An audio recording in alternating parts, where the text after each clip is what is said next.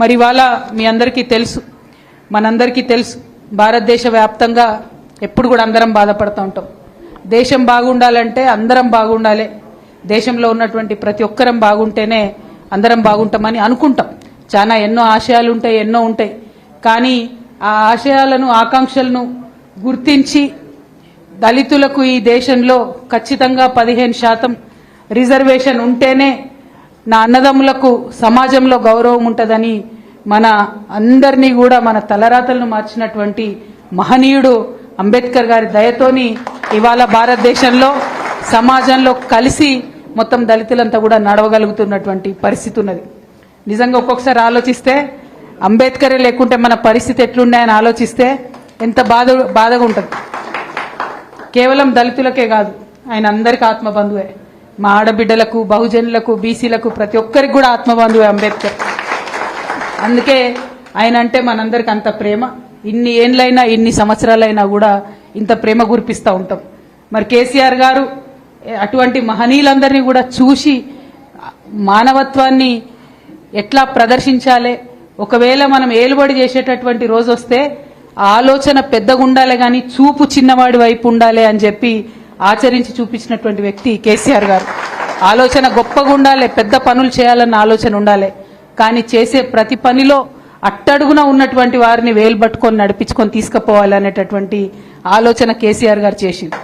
మాకెప్పుడు నిత్యం ఎన్నిసార్లు కలిసినా, ఎన్నిసార్లు మాట్లాడినా కేసీఆర్ గారు మేమెవ్వరం నాయకులం కలిసినా, ఈశ్వరన్నకు తెలుసు, సీనన్నకు తెలుసు, మా నారాయణ తమ్ముడికి, చంద్రవతి గారికి అందరికీ తెలుసు, ఎప్పుడు కలిసినా కేసీఆర్ గారు ఒకటే మాట చెప్తారు, మనిషి అనేటోడు 1000 ఏళ్లు బతకడానికి పుట్టలేదు, మనిషి అనేవాడు 1000 ఏళ్లు బతకడానికి పుట్టలేదు, పుట్టి ఇక్కడ ఉన్నటువంటి కొన్ని రోజులల్లా బక్కపలసనోని కోసం పనిచేయాలి, పేద సాధ కోసం పనిచేయాలి, అనగారినోని కోసం పనిచేయాలి అని చెప్పి నిరంతరం చెప్తా ఉంటారు తప్పితే ఇంకొక మాట చెప్పరు.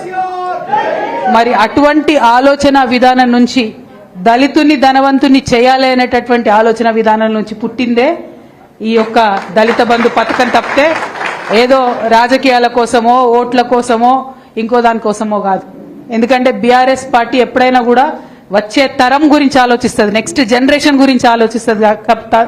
ఇప్పుడు ఎలక్షన్ కోసం ఆలోచించదు. We think about next generation, not about this election. ఎన్నికలు వస్తుంటాయి, పోతుంటాయి, సమాజంలో అనేకమైనటువంటి కార్యక్రమాలు జరుగుతుంటాయి. కానీ నిలిచిపోయే పనులు చేయాలంటే గుండె నిబ్బరం కావాలి. అది నిండుగా ఉన్నటువంటి నాయకుడు కేసీఆర్ గారని ఈ సందర్భంగా తెలియజేస్తా ఉన్నారు. మరి మీ అందరికీ తెలుసు తెలంగాణ రాష్ట్రం ఇలా సాధించుకున్నామంటే ఆర్టికల్ 3 అంబేద్కర్ గారు ఆలోచించి పెట్టిన ఆర్టికల్ 3 దయ వల్ల మాత్రమే ఇలా తెలంగాణ వచ్చింది.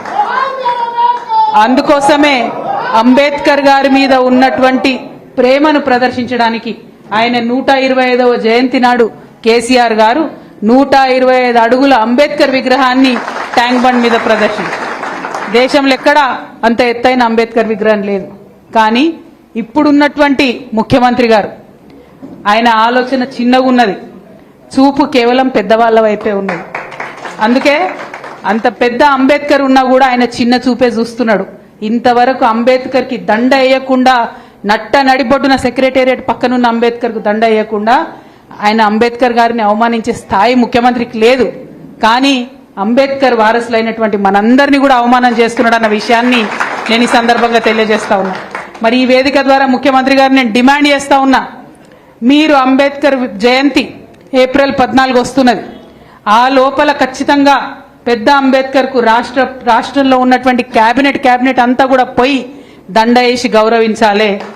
లేదంటే ఏదైతే మీరు గేట్లు వేసి పెట్టినరో అంబేద్కర్కి వాటిని బద్దలు కొట్టుకొని మేమంతా పోతాం. మా అంబేద్కర్ను ఎట్లా గౌరవించుకోవాలో ఖచ్చితంగా అట్లా గౌరవించుకుంటాం.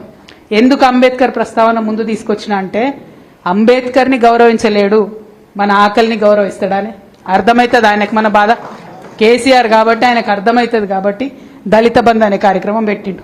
ఆనాడు ఎన్నికలు ఉన్నాయి, ఆ ఎన్నికలు దాటడానికి ఏం చేసిండు, ఇక రేవంత్ రెడ్డి చెప్తే ఇక్కడైతే ఎవరు నమ్మరు తెలంగాణలో కాబట్టి ప్రియాంక గాంధీని పట్టుకొచ్చిండు, ఢిల్లీకి పట్టుకొచ్చి ఆమెకు వచ్చిరాని తెలుగులా ఇప్పుడు 10 లక్షలు ఇస్తున్నాం, రేపు మేము అధికారంలోకి వస్తే 12 లక్షలు ఇస్తామని ప్రియాంక గాంధీతో చెప్పించిండు. రేవంత్ రెడ్డి గారు మొహం చూసి ఓటేయలే, ఇందాక అన్నట్టు మన వాళ్ళకి కొంతమందికి అడిదికు జర గుంజుతుంది అన్నట్టు అప్పుడప్పుడు. అందుకని ప్రియాంక గాంధీని చూడంగానే సరే మరిగా ఏదో పాపం మా అక్క చెప్తుంది ఢిల్లీకి వెళ్ళి వచ్చింది ఈమె 10 లక్షలు ఉన్నది 12 లక్షలు చేస్తా అంటుంది అని నమ్మినాం, కానీ మోసపోయినాం.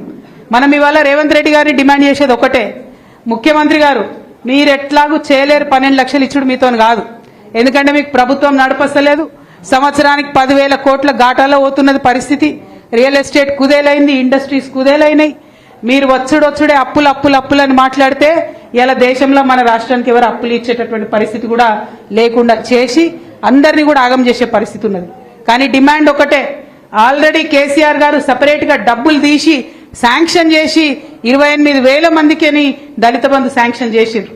ఇవాళ మా తమ్ముడు మహేష్ ఆధ్వర్యంలో మీరందరు చేసిన ఉద్యమానికి 10,000 మందికి ఆల్రెడీ రిలీజ్ చేయక తప్పని పరిస్థితి వచ్చింది. ఇంకా 18,000 మంది మిగిలి ఉన్నారు. మీకు చేతనైతే ధైర్యం ఉంటే ఇప్పుడు బడ్జెట్ సెషన్ వస్తుంది, అంత లోపల రిలీజ్ చేయాలని చెప్పి నేను ముఖ్యమంత్రి గారిని డిమాండ్ చేస్తా ఉన్నా. ఈ బడ్జెట్ లోపలనే రిలీజ్ చేయాలి, లేకపోతే వచ్చే అసెంబ్లీలో బీఆర్ఎస్ పార్టీ తరఫున మేమందరం కూడా వారిని అసెంబ్లీ సాక్షిగా నిలదీస్తామని, మీ పక్షాన మాట్లాడతామని కూడా ఈ సందర్భంగా నేను తెలియజేస్తా ఉన్నాను. అంబేద్కర్ అభయహస్తం సాధన సమితి అని పెడతా అన్నాడు తమ్ముడు, పెట్టు కొట్లాడు, కాకపోతే ఈ ముఖ్యమంత్రి మీద అయితే నాకు నమ్మకం లేదు. ఉన్నదానే మీకు ఎవరికన్నా ఎప్పుడైనా ఇచ్చిన మాట మీద నిలబడ్డానే? మరి ఎందుకే ఆయనతో మనకు మళ్ళీ 2-3 ఏళ్ళు ఆగితే మనమే వస్తాం, మనమే వేసుకుందాం మంచిగా. ఇంకొక మాట మీరు ఆలోచన చేసుకోవాలి. ఆయన మోసం చేయని వాళ్ళు ఎవరైనా ఉన్నారా? కనీసం కేసీఆర్ సార్ గురుకులాలు పెట్టిండు, వాటినైనా నడపస్తుందా చక్కగా? 57 మంది పిల్లలు చచ్చిపోతారనే గురుకులాలలో. ఏం చేస్తున్నట్టు ప్రభుత్వం, ఏం చేస్తున్నట్టు? కనీసం కేసీఆర్ పెట్టిపోయింది దాన్ని ఉన్నట్టు నడపరాని చేతగానటువంటి వ్యవస్థ ఈ ప్రభుత్వంలో నడుస్తుంటే వారి నుండి ఇంకా మనం ఆశించడం. మీకు ఒక మాట చెప్పాలి, మీ అందరు లెక్కలు తెలిసిన వాళ్ళు ఉన్నారు కాబట్టి 33,000 కోట్లు పెట్టిరు ఈసారి బడ్జెట్లో. ఎస్సీ ఫండ్ 33,000 కోట్లు పెట్టిండ్రు. దాంట్లో ఇప్పటి వరకు అంటే ఇంకా 15 రోజులు అయితే మార్చి వస్తుంది, కొత్త బడ్జెట్ వస్తుంది. దాంట్లో ఇప్పటి వరకు విడుదల చేసింది ఎంత అంటే కేవలం 9,800 కోట్లు. అంటే పెట్టుడేమో 33,000 కోట్లు, కానీ ఇచ్చుడేమో కేవలం 9,800 కోట్లు. అంటే కేవలం 30% బడ్జెట్ మాత్రమే ఇచ్చిరు తప్పితే ఇంకా ఇవ్వలే. ఇంకా మిగిలిన డబ్బులు కూడా మనకు ఉంటాయి మన ఖాతాలో. ఎందుకోసం ఉంటాయి? కేసీఆర్ సార్ ముందే ఆలోచించిండు, ఇసొంటి ఎవరైనా ముఖ్యమంత్రి వస్తే ఫ్యూచర్లో ఇబ్బంది అవుతుందనే SC/ST సబ్ ప్లాన్ కి ఒక ఖచ్చితమైన చట్టం తీసుకొచ్చారు కేసీఆర్ సార్. మీరు గనుక ఈ సంవత్సరంలో ఖర్చు పెట్టకపోతే వచ్చే సంవత్సరం మనకి ఇవ్వాల్సిందే అవి, వాటిని ఎగబెట్టడానికి లేదు. కేసీఆర్ సార్ చట్టంలో మనందరి కోసం ఆ రక్షణ పెట్టిండు ఆల్రెడీ. కాబట్టి ఇప్పుడు ఎగబెట్టినా కూడా ఆ డబ్బులు వస్తాయి. కానీ ఆ డబ్బుల్ని సంపాదించి తెచ్చి మీకు ఇచ్చేటటువంటి మనసున్న సర్కార్ లాగా అయితే నాకు అనిపిస్తలేదు. వారిని ఒకటే ఒక భాష అర్థమవుతుంది, వారికి ఉద్యమాల భాషనే అర్థమవుతుంది. బరాబర్ మొదలు పెడదాం, మేము అసెంబ్లీలో మొదలు పెడదాం. మీరు ఎక్కడేంటే అక్కడికి నేను కూడా వస్తా, ఈశ్వరన్న కూడా వస్తా, అట్లనే మా బండ శ్రీనన్న కూడా వస్తారు. ఇవాళ కావాలనే వీళ్ళిద్దరిని పిలిపించిన, ఎందుకంటే మన దళితుల పాలిట ధనలక్ష్మి లెక్క మన అన్న అందరికీ కూడా దళిత బంధు స్కీము వారి ఆధ్వర్యంలో కేసీఆర్ గారు మొదలుపెట్టిన. మరి అటువంటి లక్ష్మీపుత్రుడు ఇక్కడ ఉండాలి. అట్లనే అన్న ఎస్సీ కార్పొరేషన్ కి వచ్చిన నిధులతోనే దళిత బంధు చేసుకున్నాం. కాబట్టి తను కూడా ఇక్కడ ఉండాలనే వారిద్దరిని నేను ఇవాళ పిలవడం జరిగింది. వాళ్ళకి తెలుసు ప్రతి లెక్క ఏ ఊర్లో ఎన్ని ఇచ్చినాం, ఏ ఊర్లో ఎట్లా ఇచ్చినాం, ఎట్లా మనం బ్యాంకులతోని కలెక్టర్లతో ఇబ్బంది లేకుండా చేసినామని తెలుసు కాబట్టి వారిని ఇక్కడ పిలిచినాం. కాబట్టి ఈ పోరాటంలో మేమందరం బీఆర్ఎస్ పార్టీగా మీ వెంట ఉంటామని ఈ సందర్భంగా నేను తెలియజేస్తా ఉన్నాను. మరి మీ అందరికీ తెలుసు వర్గీకరణ పంచాయతీ కూడా నడుస్తున్నది. అన్న చెప్పినట్టుగా వర్గీకరణ పేరు చెప్పి ఈ ముఖ్యమంత్రి గారు చేసిన మరొక మోసం ఏంటంటే, మొదలేమన్నాడు, నేను రాగానే సంవత్సరానికి 2 లక్షలు ప్రభుత్వ ఉద్యోగాలు ఇస్తా అని చెప్పి ఇయ్యలేకపోయింది. ఇంత లోపల ఏమైంది, కోట్ల ఆర్డర్ వచ్చింది వర్గీకరణ చేయాలి అని చెప్పి. అందులో మోడీ గారు చేసింది ఏం లేదు, రేవంత్ రెడ్డి గారు చేసింది ఏం లేదు. సుప్రీంకోర్టులో ఆర్డర్ వచ్చింది వర్గీకరణ చేయాలి అని చెప్పి. వర్గీకరణ చేయాలనగానే ఈయనకు ఐడియా వచ్చింది, అరే నేను ఎట్లా ఉద్యోగాలు ఇవ్వలేకపోతున్నా కాబట్టి ఒక లింక్ పెడదామని చెప్పి ఇక వర్గీకరణ అయ్యే వరకు నేను జాబ్లు ఇవ్వబోయని మొదలుపెట్టిండు. 6 నెలల తీర్పు వచ్చి ఇప్పటిదాకా ఆల్లేదు సూళ్ళలేదు అన్నట్టున్నది పరిస్థితి. ఇప్పుడు ఇక తప్పక మనందరం వెంటబడి లొల్లి పెడితే కులగణన చేయాల్సి వచ్చింది. లొల్లి పెడితే కులగణన చేసేవారైనా రిపోర్ట్ దాచుకుంటారా? అసెంబ్లీలో పెట్టాలి కదా. ఇవాళ డిమాండ్ చేస్తా ఉన్నా నేను ఈ వేదిక ద్వారా. అన్న చెప్పింది కరెక్ట్. వర్గీకరణ 2011 జనాభాతో చేస్తా అంటున్నా ఆయన. నిన్నగాక మొన్ననే లెక్క చేసింది కదా రాష్ట్ర ప్రభుత్వం. మరి మొదలు ఆ లెక్కలను బయట పెట్టాలి కదా. ఆ లెక్కలు బయట పెడతలేరు. ఎందుకంటే తెలుస్తుంది కదా దళితులు 15% కాదు ఎక్కువ ఉన్నారని తెలుస్తుంది. కాబట్టి ఆ లెక్క బయట పెడతలేరు. ఒక డిమాండ్ ఏంటంటే ఖచ్చితంగా కులగణన రిపోర్టు బయట పెట్టాలి. 2 షమీమ్ అఖ్తర్ కమిటీ అని వేసిరు వర్గీకరణ మీద. మరి ఆ కమిటీ రిపోర్టు మొదలు ఇచ్చిరట, ఏమిచ్చిరో మనకైతే తెలియదు. ఎందుకు చెప్తలేరు మరి బయటకు? ఆ రిపోర్టు బయట పెట్టాలని 2వ డిమాండ్ చేస్తా ఉన్నాం. 3వది, ఇప్పుడు షమీమ్ అఖ్తర్ కమిటీకి మళ్ళా మనందరం లోలు పెడితే కొంచెం టైం ఇచ్చిరు. తప్పులు చేసినాం కాబట్టి ఇంకేదో ఆలోచన చేస్తున్నాం అని చెప్పి. నేను ఒకటే కోరుతా ఉన్నా, వర్గీకరణ చేసుడంటే సమస్య పరిష్కారం చేసుడు. కానీ ఈ ప్రభుత్వం ఏం చేస్తుంది? వీళ్ళకి ఇంత ఇస్తాం వాళ్ళకి ఇంత ఇస్తామని ఆధారాలు లేకుండా చెప్పి అందరు కూడా ఆగమయ్యేటట్టు, అందరు కూడా ఆందోళనకు వచ్చేటట్టు చేస్తున్నది. అంటే దళితుల మధ్యలో పంచాయతీ పెట్టేయడానికి కాదు కదా వర్గీకరణ కోరేది. ఎవరికైతే ఇన్ని రోజులు హక్కు లేదో వాళ్ళకి ఇయ్యమని కోరుతున్నాం. ఉన్న వాళ్ళది గుంజుకోమంటలేం కదా. ఉన్న వాళ్ళది ఉంటుంది, ఇవ్వని వాళ్ళకి ఎట్లా సర్దుబాటు చేయాలి, ఏ రేషియో ప్రకారం చేయాలి అని క్లారిటీగా చెప్పాలి. కానీ అది చేయకుండా, షమీమ్ అఖ్తర్ రిపోర్టు బయట పెట్టకుండా, జనాభా లెక్కలు బయట పెట్టకుండా మళ్లీ దళితులను మోసం చేసి వర్గీకరణ చేయాలి కాబట్టి మీకు జాబులు ఇస్తలేమని మొత్తం తెలంగాణ యువతను మోసం చేసేటటువంటి ప్రయత్నం ఈ ముఖ్యమంత్రి గారు చేస్తా ఉన్నారు. ఈ ప్రయత్నాన్ని మేము తీవ్రంగా నిరసిస్తా ఉన్నాం. వర్గీకరణ వంకతోని జాబ్ క్యాలెండర్ మీరు ఆపొద్దు. వర్గీకరణ తక్షణమే చేయండి. అన్ని కూడా మీకు ముంగట ఉన్నాయి, బయట పెట్టండి. ట్రాన్స్పరెంట్ గా అందరిని పిలిచి మాట్లాడి వర్గీకరణ చేయండి అని చెప్పి మేము డిమాండ్ చేస్తా ఉన్నాం.